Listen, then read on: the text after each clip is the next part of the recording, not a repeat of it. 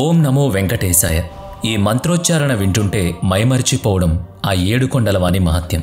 వెంకటాద్రి సమస్థానం బ్రహ్మాండే నాస్తి కించన, వెంకటేశ నమోదేవో నభూతో న భవిష్యతి అని ఆ గోవిందుణ్ణి కొలుస్తున్నారంటే ఆ స్వామి ఉన్నాడనడానికి అది ప్రమాణం. స్వచ్ఛమైన భక్తి, సంపూర్ణ శరణాగతి, దైవం పట్ల విశ్వాసం ఉన్నప్పుడు అందరికీ ఆయన పలికే దేవుడే. తిరుమల తిరుపతి శ్రీ వెంకటేశ్వరుడు నెలకొని ఉన్న ఆ 7 కొండలు 8,000 చదరపు కిలోమీటర్ల మేర విస్తరించి ఉన్న సంగతి తెలుసు కదా. అవి కోట్ల సంవత్సరాల క్రితమే ఏర్పడ్డాయనేది భౌగోళిక శాస్త్రవేత్తలు చెప్తున్నారు. సముద్ర మట్టానికి 2,500 అడుగుల ఎత్తులో నెలకొని ఉన్న తిరుమల కొండ మీద 1979 నవంబర్ 7వ తేదీ అర్ధరాత్రి దాటిన తర్వాత జరిగిన అపూర్వ సంఘటన చరిత్రలో నమోదైంది. ఆ రాత్రి తిరుపతి పట్టణం గాఢ నిద్రలో ఉంది. తిరుమల కొండలపై నిశ్శబ్దం అలుముకుని ఉంది. అప్పుడు జరిగింది ఎవ్వరూ ఊహించని, ఎవ్వరూ గ్రహించని ఓ అద్భుత దివ్య ఘటన. తిరుమల శ్రీవారి ఆలయం లోపల నుంచి మణిమండపంలోని జేగంటలు అదే పనిగా మ్రోగసాగాయి. నిత్యం వేలాది మంది దర్శించుకునే స్వామివారి దివ్య సముఖంలోని గంటలు సాధారణంగా రోజూ స్వామివారికి ప్రసాద నివేదన జరిగే సమయంలో మ్రోగడం పరిపాటి. రాత్రి ఏకాంత సేవ తర్వాత కొద్దిసేపు బంగారు వాకిలిని మూసేస్తారు. ఆనంద నిలయం వాకిలి తాళాలు వేస్తారు. గాలి గోపురం కూడా మూతపడుతుంది. మళ్లీ సుప్రభాత సేవ కోసమే తలుపులు తెరుస్తారు. అంటే ఆ సమయంలో లోపల ఎవ్వరూ ఉండరు. అటువంటిది ఆనాటి రాత్రి సుమారుగా 1 గంట సమయంలో ఆలయం లోపల మండపంలోని గంటలు మ్రోగడం అందరినీ ఆశ్చర్యచకితుల్ని చేసింది. ఏకాంత సేవ తర్వాత స్వామివారు విశ్రాంతి తీసుకుంటారని, కాబట్టి దర్శనాలు ఉండవని ఆగమశాస్త్ర నియమం. భక్తులు, పూజారులు ఒక్కరు కూడా లోపల ఉండరు. అందుకని తాళాలు వేసే సమయంలో పొరపాటున ఎవరో భక్తులు లోపల ఉండిపోవడం, అది గమనించక ఆలయ అధికారులు తాళాలు వేయడం జరుగుతుంటుంది. అందుకని అతడు గంటలు మ్రోగించడం ద్వారా తాను లోపల చిక్కుకున్నాననే సంగతిని తెలియజేస్తున్నాడని భావించారు. అలాగని శాస్త్ర నియమాలకు విరుద్ధంగా ఆలయ ద్వారాలు తీయరాదు. అందుకు తగిన సమయం వరకు వేచి చూడక తప్పదు. తెల్లవారి ఆలయ ద్వారాలు తెరిచి లోపల మూలమూలన చూస్తే ఎవ్వరూ కనిపించలేదు. ఉన్నవాళ్లు బయటకు వెళ్లేందుకు వేరే మార్గము లేదు. తిరుమల తిరుపతి దేవస్థానం అప్పటి ముఖ్య కార్యనిర్వహణాధికారి శ్రీ పివిఆర్కే ప్రసాద్ ఆయన వెంకటేశ్వర స్వామిపై పలు గ్రంథాలు రచించారు. When I saw Tirupati Balaji అనే పుస్తకంలో ఆయన తన అనుభవాలు గ్రంథస్థం చేశారు. ఈ సంఘటన వివరాలు అందులో లభించాయి. ఆయన ఐఏఎస్ అధికారి. శ్రీ పివి నరసింహారావు ప్రధానిగా ఉన్నప్పుడు ఆయనకు మీడియా సలహాదారునిగాను వ్యవహరించారు. ఇంతకీ ఆనాడు ఏం జరిగిందన్నది తెలుసుకుందాం. తిరుమలలో నీళ్లకు గట్టి ఎద్దడి ఏర్పడింది. భక్తుల తాకిడికి తగినట్టుగా నీటి లభ్యత లేదు. తిరుమలలోని గోగర్భం డ్యాం తదితర నీటి వనరులు అడుగంటిపోతున్నాయి. తిరుమల నీటి అవసరాలను తీర్చే గోగర్భం డ్యాంలో 1 వారం రోజులకు సరిపడని నీళ్లున్నాయి. చూస్తుంటే వానలు లేవు. మరిక భక్తులు రావద్దని చెప్పి ఆలయాన్ని సైతం మూసివేయాల్సి వస్తుందని శ్రీ ప్రసాద్, తిరుమలలోని నీటిపారుదల అధికారులు తీవ్ర మదన పడుతున్నారు. ఇంజనీర్లు కూడా ఎక్కడా నీటి జాడలు లేవని తేల్చి చెప్పారు. చెరువులు, కుంటలు, జలాశయాలు అన్నీ కరువు బారిన పడినట్లయింది. అప్పుడు శ్రీ ఉప్పులూరి గణపతి శాస్త్రి గారు ఒక మార్గం చూపించారు. వేదాలు, ఉపనిషత్తులు, ధర్మశాస్త్రాల్లో అపారమైన పాండిత్యం, జ్ఞానం కలిగిన గణపతి శాస్త్రి గారిని అభినవ సరస్వతిగా శిష్యులు కొలుస్తారు. 82 ఏళ్ల ఆ జ్ఞాన వృద్ధుడు తనను కలిసిన పివిఆర్కే ప్రసాద్ గారికి వరుణ జపం చేయించమని సూచించారు. పరిష్కారం లేని సమస్యను ఆ దేవుడు కూడా సృష్టించడు. ఆ పరిష్కారం కూడా మన చుట్టూనే ఉంటుంది, మనం గ్రహించాలంతే అని భరోసా ఇచ్చారు. వేదాల్లో ప్రతి సమస్యకు పరిష్కారం మార్గాలున్నాయని చెప్తూ ఋత్విక్కులను ఆహ్వానించి వేదోక్త ప్రకారం వరుణ జపం నిర్వహించమని చెప్పారు. పౌరాణిక కథనాల్లో ఇటువంటి కరువు కాలం ఏర్పడినప్పుడు అలాగే చేశారని ప్రమాణాలు చూపాయి. ఉప్పులూరి గణపతి శాస్త్రి గారు చెప్పిన ప్రకారంగా తిరుమల కొండ మీద 1979 నవంబర్ 8 నుంచి 3 రోజుల పాటు వరుణ జపం జరిగింది. యాగం పూర్తయిన తర్వాత క్షణమే వర్షం కురుస్తుందని పురాణాలు చెప్తున్నాయి. కానీ ఆకాశంలో ఎక్కడా కూడా మబ్బు తునక కూడా కనిపించలేదు. ఇక ఉత్సవం మూర్తులను ఆలయం లోపలకు వేయించేయించే పనిలో పడ్డారు. ప్రధాన ద్వారం ఇంకా దూరంగానే ఉండగా మాడ వీధుల్లోని వాళ్లు ఎటూ పరిగెత్తే అవకాశం లేని విధంగా ఆకాశం ఒక్కసారిగా మబ్బులు కమ్మి కుంభవృష్టి కురిసింది. ఇరిగేషన్ అధికారులు ఒకరు పివిఆర్కే ప్రసాద్ గారి కార్యాలయానికొచ్చి గోగర్భం డ్యాం పొంగి పొర్లుతోందని సమాచారం ఇచ్చారు. ఇంకా వర్షం కురుస్తోందని, ఇప్పట్లో ఆగేలా లేదని చెప్పారు.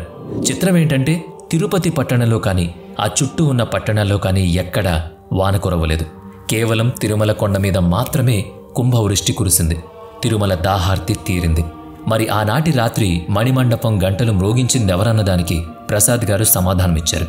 ఆ గంటలు స్వామివారి సంకేతమని చెప్పారాయన. ఉప్పులూరి గణపతి శాస్త్రి గారు వరుణ జపం చేయమన్నారు, కానీ అందుకు అనుమతిని ఇవ్వాల్సింది దేవదేవుడే. ఆయన అనుమతి లేనిదే తాను ఏం చేయలేనని ఆ వెంకటేశ్వర స్వామినే వేడుకున్నారు ప్రసాద్. అప్పటికే ఒక పర్యాయం జపముహూర్తం వాయిదా పడింది. మరోపక్క డ్యాంలో నీళ్లు నానాటికి ఇంకిపోతున్నాయి. దిక్కుతోచని ఆ స్థితిలోనే ఆయన స్వామిని అనుమతి కోరారు.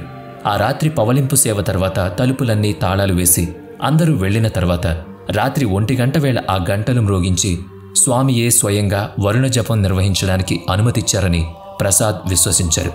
ఆలయ అధికారులు, భక్తులు అందుకు ప్రత్యక్ష సాక్షులు. ఇంతకంటే ఏం చెప్పగలం చెప్పండి? టీటీడీ చరిత్రలో ఇటువంటివి ఎన్నెన్నో ఉన్నాయని ప్రయత్నించి మరీ తెలుసుకుంటే తెలుస్తాయని భక్తులు నమ్ముతారు. స్వామివారి లీలా విశేషాలు ఎన్నో. బ్రహ్మ, విష్ణు, మహేశ్వరుల్ని సృష్టి, స్థితి, లయకారకులుగా చెప్పుకుంటాం. విష్ణుమూర్తి అవతారాల గురించి మనకు తెలుసు.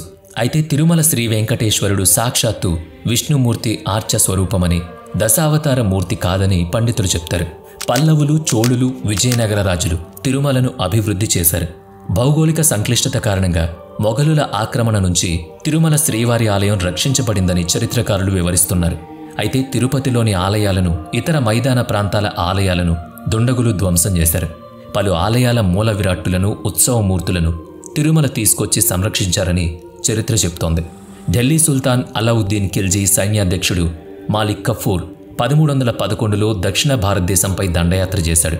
మహారాష్ట్రలోని దేవగిరి, తెలంగాణలోని ఓరుగల్లు, కర్ణాటకలోని హొయసాల సామ్రాజ్యం, తమిళనాడులోని పాండ్యరాజులపై దండెత్తి ఆక్రమించుకున్నాడు. ఆ ప్రాంతాల్లోని ఆలయాలను ధ్వంసం చేసి అక్కడ అపారమైన బంగారం, రత్నాలు, ధనరాశులను కొల్లగొట్టాడు. అప్పుడు తమిళనాడు శ్రీరంగపట్టణంలోని శ్రీరంగనాథుని ఉత్సవమూర్తిని అక్కడ ఆచార్యులు తిరుమలకు తీసుకొచ్చారు. వైష్ణవ సాంప్రదాయం ప్రకారం ఉత్సవమూర్తులకు నియమానుసారం పూజాధికారులు నిర్వహించారు. అందుకే ఇక్కడకు తీసుకొచ్చి పవిత్రంగా స్థాపించి పూజలు చేశారు. పరిస్థితులు సాధారణమయ్యాక తిరిగి శ్రీరంగం తీసుకువెళ్లారని చరిత్రలో చెప్పబడింది.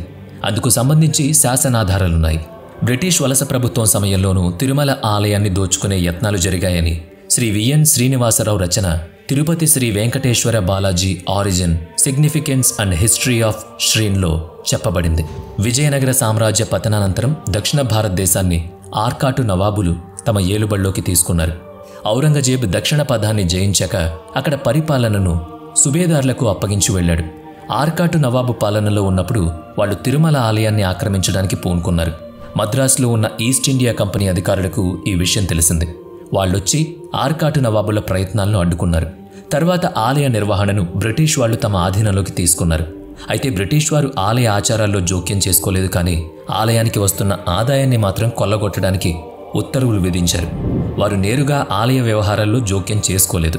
ప్రజల నుంచి వ్యతిరేకత రావచ్చని ముందే ఊహించి 19వ శతాబ్దంలో హిందూ సాధువులు, మఠాలకు స్వామివారి ఆలయ నిర్వహణ బాధ్యతలు కట్టబెట్టారు.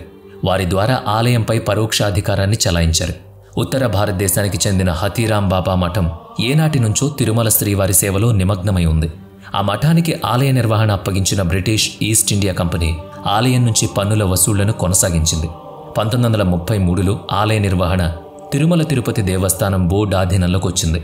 పరోక్షంగా బ్రిటిష్ వారిదే నియంత్రణ కొనసాగింది. అలా టీటీడీ పాలన మండలి ఏర్పాటైంది.